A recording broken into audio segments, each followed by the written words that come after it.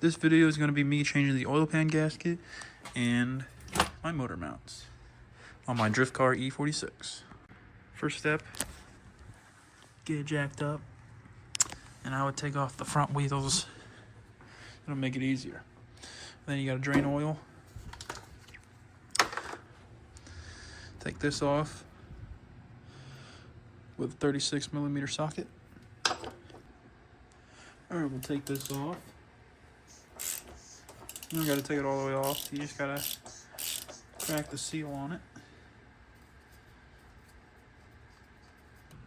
While we're waiting on that to drain, we can take off the belt and we're gonna unbolt this power steering pump. That way we have a little bit more room when we drop the subframe.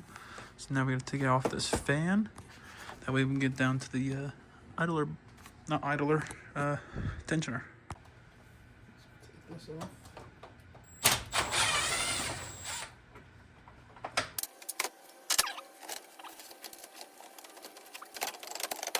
I have my 16mm socket.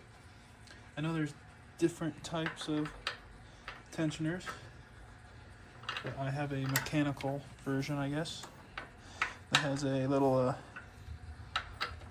spot for this socket to go on.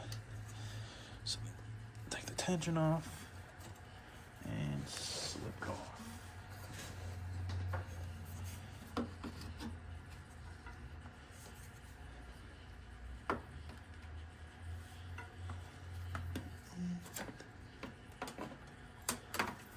Take it all the way off. It's not that much of it. It's not that big of a deal. There we go. And to get this power steering pump off, you've got a 13 right there, another 13 right there on the bottom of the housing, and then you have another 13 right there. And then once you guys have your pump off, this bolt right here, you guys are gonna need to take that bolt off the rack. My mount broke, so I've had mine zip tied up there, but take off that'll give you a little bit more slack whenever the subframe comes down. Alright, as you guys can see, it's pretty caked all through here, and it's pretty caked up underneath there. You can see all the grime right in there. I've been putting it off for a while, but it's about time I did it, because drift season's coming up. Alright guys, next step. Lollipops. There's 2 bolts, 16mm sockets, and then you're taking off your sway bar. There's bolts here holding it on, and then you'll have your links that you have to unbolt as well. Alright guys, 2 16.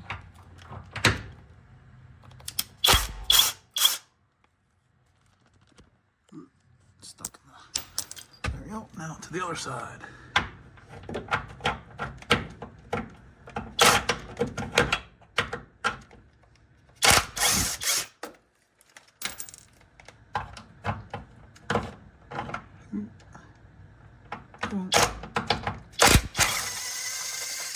To get the steering column out.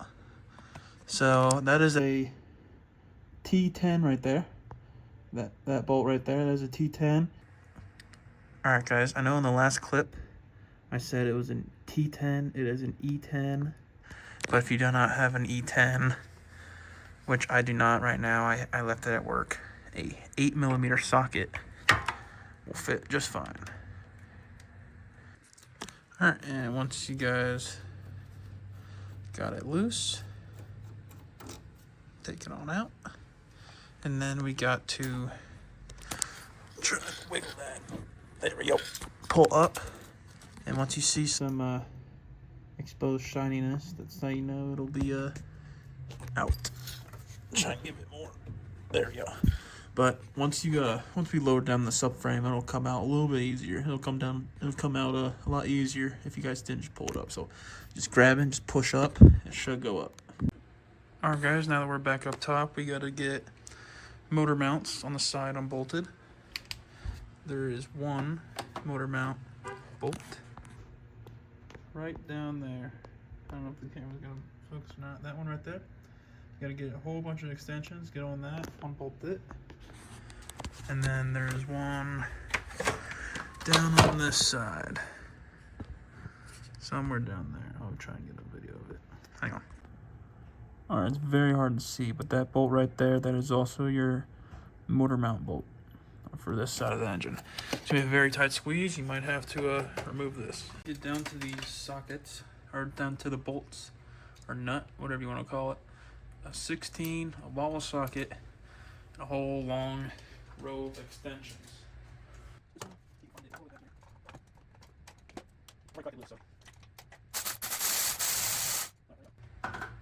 And if you guys drop it on the ground, that's fine. It'll be down there.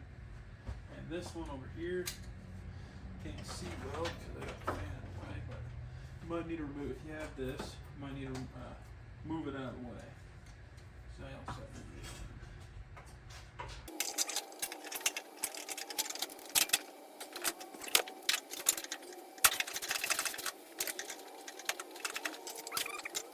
Now we can go underneath, get a jack, and take out the subframe bolts.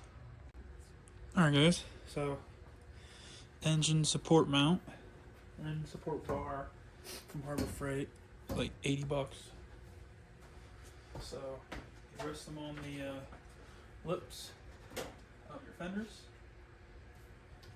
hooking up on this this front hook right here. Now as you tighten, the engine should lift up.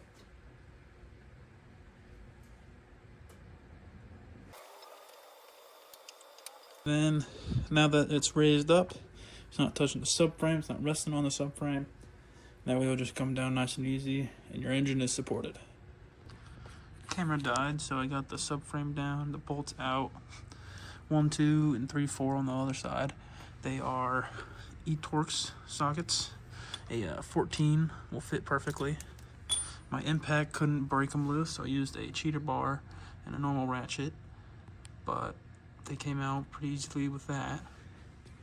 And then you just lower them down, lower the subframe down just slowly, because they're going to be hanging from hoses and then hanging from your ball joints. Alright guys, so now that we've got the subframe down, we can start getting the oil pan off. They are all 10 millimeter. They're all around. And then on the back of the bell housing, you will have one bolt there and another bolt there. They are E10s, which once again, just like your steering column bolt, a 8 millimeter socket will fit just fine. And there are two 10 millimeter bolts in there and in there holding your oil pan on. Make sure not to drop those because they'll just sit in your belt housing and they're not fun to get out.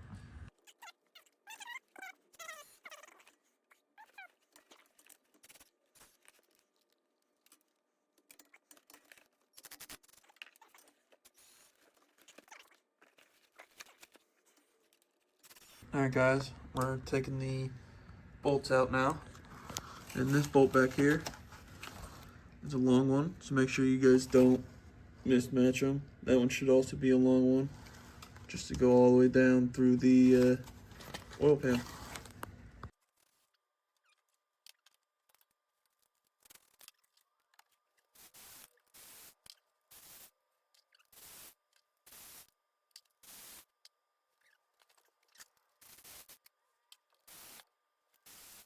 Alright guys, once you have all your 10 millimeters out, 10 mils, then you have those two out, 1, 2, make sure you don't drop them.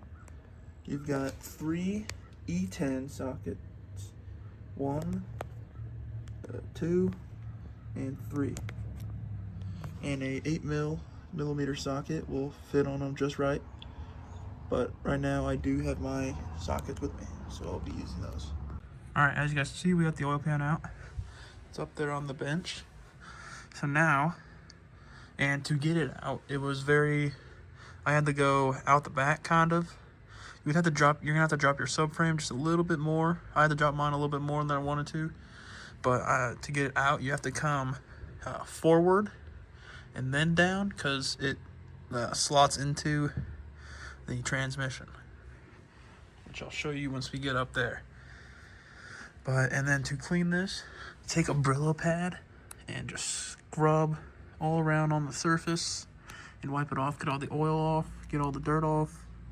And then you also want to do that for the pan as well. All right, now that we're back up here at the desk, we're going to worry about sealing our gasket. I scrubbed the surface, got it as clean as I could. And now we're going to apply this to this, or apply that to here, and then put this on top. And we'll get underneath there and start prepping down there. You got this sealant. You can use RTV. You can use this.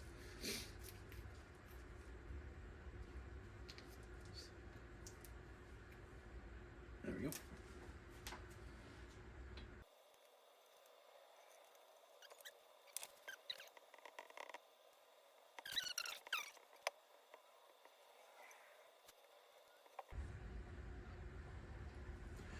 And you guys want this tab to be in this corner.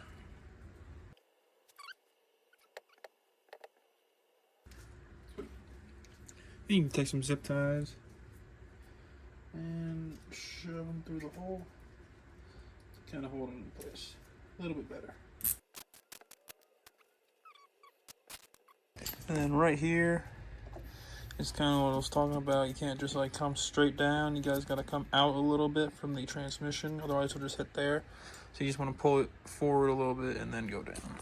And once you guys are back underneath here, make sure you guys wipe off your surface again in case there's any oil beads or any leak in oil. And then put that on the mating points.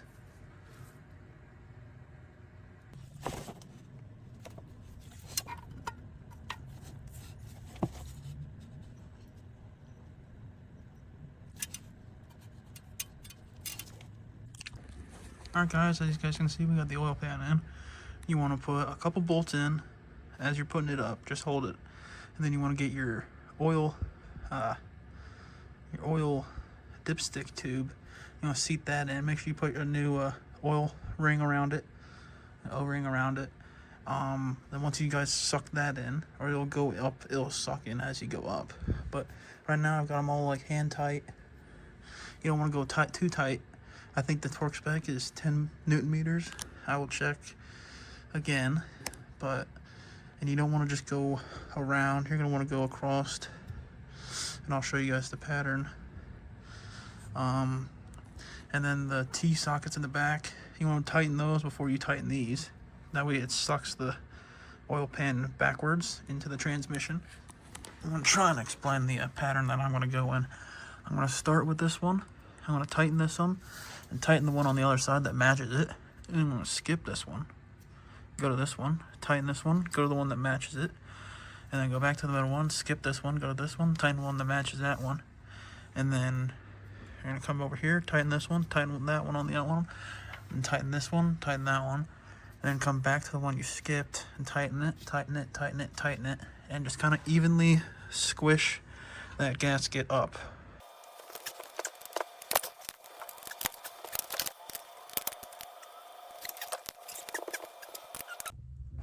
Alright guys, so we torqued them all down, did a pattern, torqued them all down to 10 Newton meters. So now we worry about subframe. We're going to do motor mounts, and we'll work our way from there. Let's get the motor mounts done.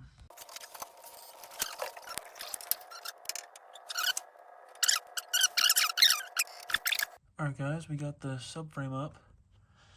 That was a pain. Hopefully I recorded enough, but you have to, for us, we were struggling with the rubber stopper between the engine and the subframe. We were struggling with that to get that past the engine, but once I lowered the engine a little bit, it pushed it back so we could get it past. And then getting the mounts, or the bushings in their spots, and then getting the subframe in its spot was tricking us. So, But we got it. Got the bolts snug. And now I'm going to try and torque them. And the torque spec is 81 foot-pounds. Okay, here we go. Whew.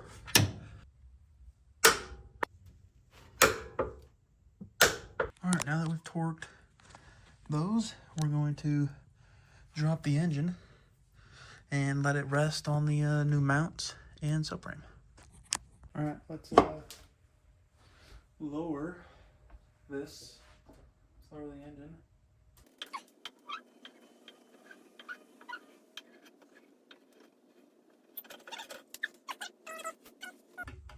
Alright guys, we got tie rods and lollipops to do. We're gonna grease them and put it back together. Let's go.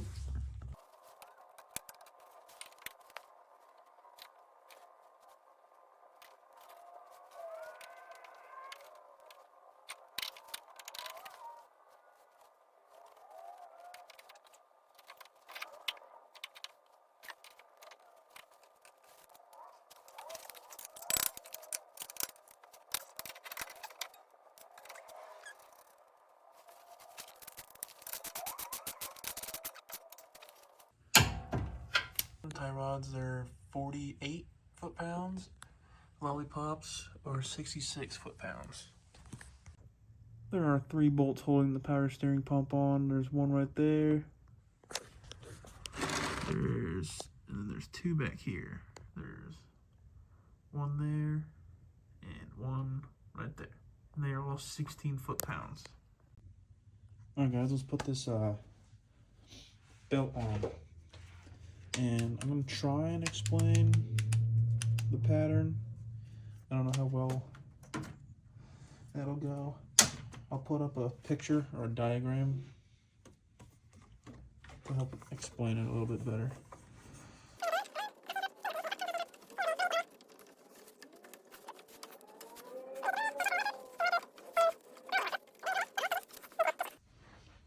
$16mm socket.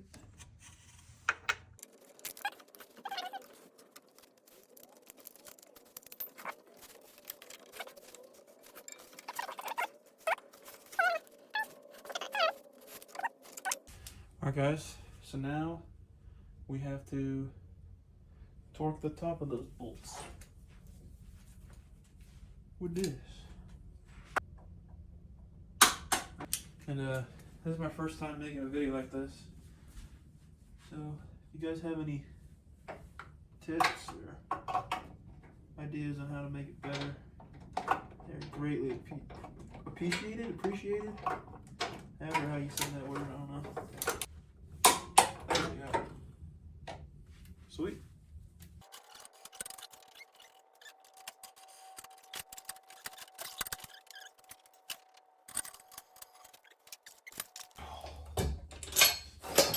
Worst part about having one of those, you gotta store it somewhere. Alright, let's put that back on.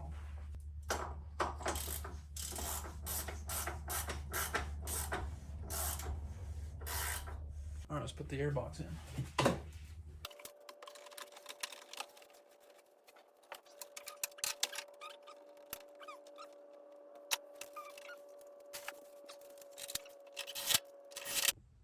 Alright guys, we got to put the fan back in.